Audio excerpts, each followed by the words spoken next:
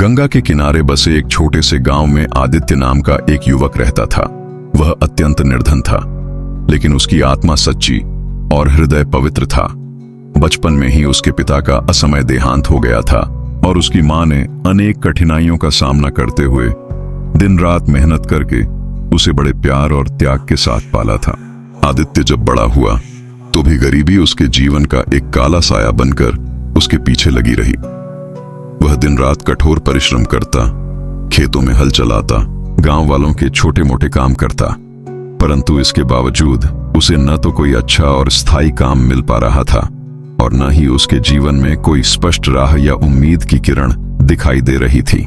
वह अक्सर गंगा के शांत तट पर अकेले बैठकर गहरे विचारों में डूब जाया करता था। मन ही मन वह सोचता, क्या मेरे जीवन में हमेशा यही संघर्ष और अभाव बना रहेगा? क्या यह नियति का क्रूर खेल है, या फिर मेरे लिए भी कहीं कोई मार्ग छिपा है जिसे मैं अभी देख नहीं पा रहा? क्या कोई ऐसा अवसर आएगा जो मेरी इन परेशानियों को समाप्त कर दे और मेरे जीवन को एक नई दिशा दे सके? उसके मन में ये प्रश्न बार बार उठते, पर उत्तर दूर दूर तक नजर नहीं आता था। फिर भी उसके भीतर एक छोटी सी आशा की लौ हमेशा जलती रहती थी, जो उसे हार मानने से रोकती थी। एक दिन गांव में एक विद्वान और तपस्वी संत पधारे। उनकी वाणी में एक अद्भुत तेज और आध्यात्मिक शक्ति झलकती थी, जो सुनने वालों के हृदय को तुरंत प्रभावित कर लेती थी।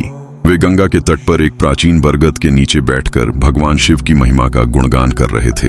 उनकी बातें इतनी मधुर और प्रभावशाली थीं कि गांव के लोग दूर दूर से उनके पास एकत्रित हो गए।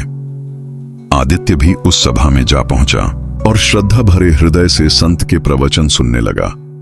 वह संत के शब्दों में खो गया, मानो उसकी आत्मा को कोई दिव्य स्पर्श मिल रहा हो। संत ने गंभीर और शांत स्वर में कहा, जो व्यक्ति सच्चे मन, पूर्ण निष्ठा और अटूट विश्वास के साथ भगवान शिव की आराधना करता है, उसके जीवन की सभी बाधाएं, चाहे वे कितनी भी जटिल और कठिन क्यों न हो, स्वयं ही मिट जाती हैं।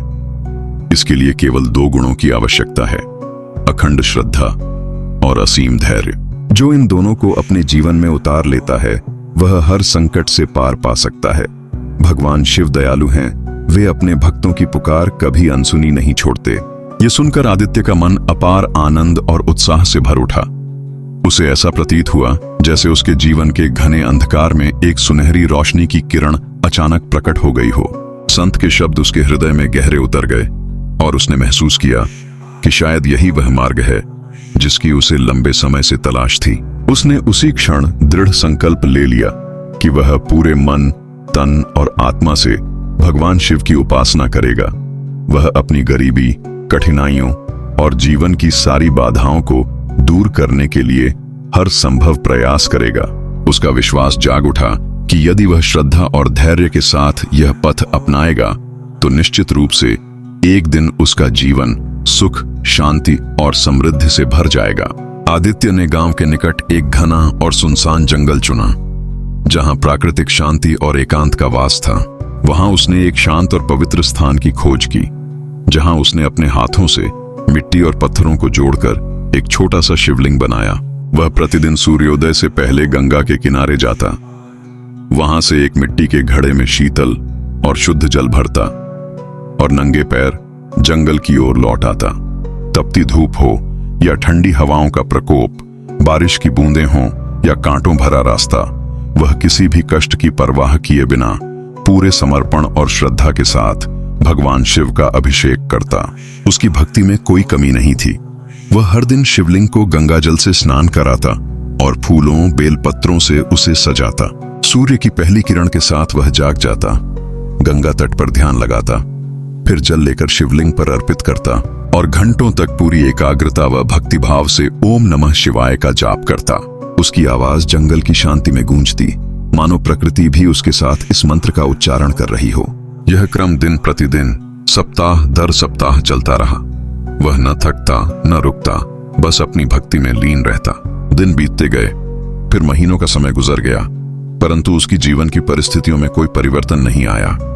न तो उसे कोई अच्छा और स्थायी काम मिला, न ही उसकी गरीबी का बोझ हल्का हुआ और न ही उसके जीवन में कोई सुखद बदलाव दिखाई दिया। गांव के लोग जो उसकी इस कठोर तपस्या को देखते थे, अब उसका मजाक उड़ाने लगे। कोई कहता, अरे आदित्य, कब तक शिवजी से अपनी परेशानियां दूर करने की उम्मीद करेगा? यह सब व्यर्थ है, कोई चमत्कार नहीं होने वाला। तो कोई तंज कसता, भगवान से ज्यादा अपनी मेहनत पर भरोसा कर, वरना इस तरह भक्ति में डूबे डूबे एक दिन भूख से मर जाएगा। कुछ लोग उसकी भक्ति को पागलपन कहते तो कुछ उसकी लगन को देखकर हंसी उड़ाते, लेकिन इन सब बातों का आदित्य के मन पर कोई असर नहीं पड़ा। उसका विश्वास अडिग और अटल था। वह मन ही मन सोचता, संत ने कहा था कि श्रद्धा और धैर्य ही सफलता की कुंजी है। अगर मेरी भक्ति सच्ची है और मेरा हृदय पवित्र है तो निश्चित ही भगवान शिव मेरी परीक्षा ले रहे हैं। यह मेरे विश्वास और संकल्प की अग्नि परीक्षा है। मैं किसी भी हाल में हार नहीं मानूंगा, चाहे कितना समय लगे, चाहे कितने कष्ट सहने पड़े। मैं अपनी आराधना जारी रखूंगा, क्योंकि मुझे पूरा यकीन है कि एक दिन मेरे शिव जी मेरी पुकार सुनेंगे और मेरे जीवन को प्रकाश से भर देंगे। इस दृढ़ निश्चय के साथ वह अपनी भक्ति में और भी गहराई से डूब गया। एक दिन जब वह रोज की तरह गंगा के पवित्र तट से जल भरकर अपने मटके में ला रहा था, तभी रास्ते में उसकी नजर एक वृद्ध व्यक्ति पर पड़ी। वह वृद्ध अत्यंत कमजोर और असहाय दिखाई दे रहा था। उसका शरीर थकान और भूख से कांप रहा था। उसके होंठ सूख कर फट चुके थे और उसकी आंखों में एक गहरी पीड़ा झलक रही थी। वह बड़ी दयनीय अवस्था में धूल भरी जमीन पर पड़ा था, मानो जीवन की अंतिम सांसें गिन रहा हो। वृद्ध ने कमजोर, कराहती हुई आवाज में कहा, बेटा, मैं बहुत प्यासा हूं, मेरे गले में जैसे आग लग रही है। क्या तुम मुझे थोड़ा सा जल पिला सकते हो? मेरी जान बच जाएगी। आदित्य एकाएक दुविधा में पड़ गया। उसके मन में एक तीव्र द्वंद्व उठ खड़ा हुआ। उसने सोचा, यह जल तो मैंने भगवान शिव की पूजा के लिए विशेष रूप से गंगा से लाया है। अगर मैंने यह जल इस वृद्ध को दे दिया तो शिवलिंग पर क्या अर्पित करूंगा? मेरी पूजा अधूरी रह जाएगी और मेरा संकल्प भी टूट जाएगा। मैंने तो यह जल बड़े श्रम और श्रद्धा से एकत्र किया था। वह कुछ क्षणों तक अपने विचारों में उलझा रहा। उसका मन बार बार पूजा और वृद्ध की करुण पुकार के बीच डोलता रहा, परंतु अगले ही क्षण उसके हृदय में एक गहरा और प्रकाशमय विचार कौंध गया। उसने मन ही मन तर्क किया, क्या भगवान शिव केवल उस पत्थर के शिवलिंग में ही निवास करते हैं जिसे मैं पूजता हूं? क्या वे इस असहाय प्यासे वृद्ध के भीतर नहीं हो सकते? क्या उनकी करुणा और दया का वास्तविक अर्थ केवल मंदिर में जल चढ़ाना है या फिर जरूरतमंद की सेवा करना भी है? अगर भगवान शिव सच्चे अर्थों में करुणामय और दयालु हैं, तो क्या वे मेरे इस कार्य से प्रसन्न नहीं होंगे? मुझे भी तो उनकी तरह करुणा और मानवता का परिचय देना चाहिए। यह सोचकर आदित्य के मन से सारी शंकाएं और संकोच छट गए। उसने बिना एक पल की देरी किए अपने मटके से जल निकाला और बड़े प्रेम और सावधानी से वृद्ध के सूखे होंठों तक पहुंचाया। वृद्ध ने धीरे धीरे जल ग्रहण किया और जैसे ही उसकी प्यास बुझी, उसके चेहरे पर संतोष और शांति की एक हल्की मुस्कान फैल गई। उसने गहरी सांस ली और अपनी कमजोर आवाज में कहा, बेटा, तुमने मेरी जान बचा ली। ईश्वर तुम्हें सुख और समृद्धि दे। उसकी आंखों में कृतज्ञता के आंसू छलक आए। आदित्य ने उस वृद्ध को सांत्वना दी और मन ही मन सोचा, अब मुझे फिर से गंगा पर जाना पड़ेगा और नए सिरे से जल लाना होगा ताकि मेरी पूजा पूरी हो सके। लेकिन इस कार्य से जो संतुष्टि मिली वह किसी पूजा से कम नहीं। वह तेज कदमों से उठा और बिना समय गंवाए अपने खाली मटके को हाथ में थामे गंगा की ओर पुनः लौट पड़ा। उसका हृदय हल्का और आत्मा शांत थी, मानो उसने कोई महान कर्तव्य पूरा कर लिया हो।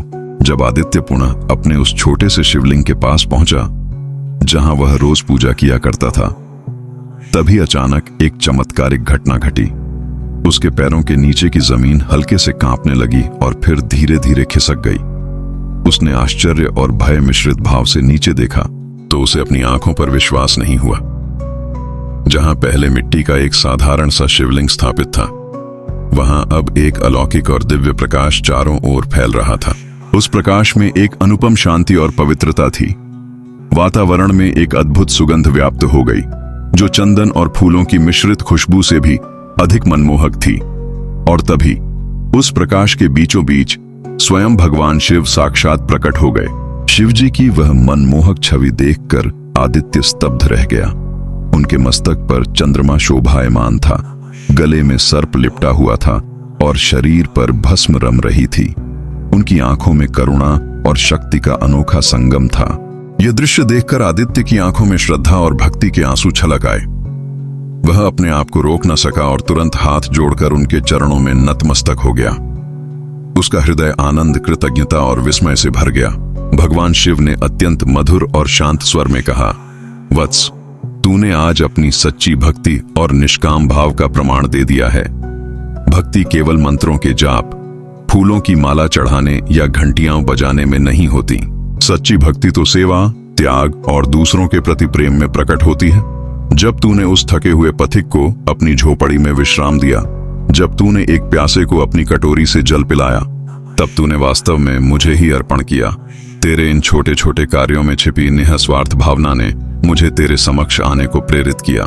फिर शिवजी ने अपने करुणा भरे हाथों को उठाकर उसे आशीर्वाद देते हुए कहा, तेरी सभी बाधाएं जो अब तक तेरे जीवन को कष्ट दे रही थीं, आज से दूर हो जाएंगी। अब तुझे जीवन में कभी किसी चीज की कमी नहीं होगी। तेरा घर धन धान्य से परिपूर्ण होगा, तेरा मन शांति से भर जाएगा और तेरे जीवन में सुख समृद्धि का प्रकाश सदा बना रहेगा। यह कहकर भगवान शिव उस दिव्य प्रकाश के साथ अंतर्ध्यान हो गए, परंतु उनकी कृपा का प्रभाव तत्काल प्रकट होने लगा। आदित्य अभी भी उस स्थान पर नतमस्तक खड़ा था जब उसे एक गहरी शांति और आत्मिक बल का अनुभव हुआ। कुछ ही दिनों के भीतर उसके जीवन में चमत्कारिक परिवर्तन होने लगे। गांव के एक धनी व्यापारी ने उसे अपने यहाँ एक सम्मानजनक और स्थायी काम पर रख लिया। उसकी मेहनत और ईमानदारी को देखकर लोग उसकी प्रशंसा करने लगे। उसकी गरीबी धीरे धीरे समाप्त हो गई और उसका छोटा सा घर सुख, समृद्धि और हर्षोल्लास से भर गया। गांव वाले भी उसकी इस बदलती हुई नियति को देखकर आश्चर्यचकित थे और उसे एक प्रेरणा के रूप में देखने लगे। इस तरह भगवान शिव की कृपा से आदित्य का जीवन न केवल सुखमय बना, बल्कि वह दूसरों के लिए भी आशा और विश्वास का प्रतीक बन गया। दोस्तों, इस कथा से हमें भगवान शिव यह संदेश देते हैं, सच्चा श्रद्धा और अटल धैर्य ही वह कुंजी है। सत्य जीवन की हर बाधा है, वह कितना भी विशाल है और दुर्गम क्यों न हो, दूर हो सकता है। ईश्वर केवल मठों की माला या पूजा स्थल तक सीमित नहीं है, बल्कि वे हर जीव जंतु, हर जीव के हृदय में निवास करते हैं और उनकी उपस्थिति हमें महसूस करने के लिए अपने अंदर खोना होगा। जब हम निस्वार्थ भाव से, बिना किसी स्वार्थ या सुविधा के कर्मचारियों की सेवा करते हैं, तो ईश्वर स्वयं हमारे संरक्षक, हमारे साथ बने रहते हैं और हर संकट में हमारी ढाल बनते हैं। यदि यह कथा आपके हृदय को छू गई और आपको प्रेरणा प्रदान करती है, तो इसे अपने परिवार, मित्रों और प्रियजनों तक अवश्य पहुंचाएं। अपने जीवन में सच्ची भक्ति, श्रद्धा और सेवा का मार्ग अपनाकर इसे और भी सुंदर बनाएं। यह छोटा सा प्रयास न केवल आपके जीवन को प्रकाशित करेगा, बल्कि दूसरों के लिए भी एक प्रेरणा का स्रोत बनेगा। ऐसे ही और वीडियो के लिए चैनल सब्सक्राइब करो और वीडियो को अपने दोस्तों के साथ शेयर करें। हर हर महादेव, जय भोलेनाथ।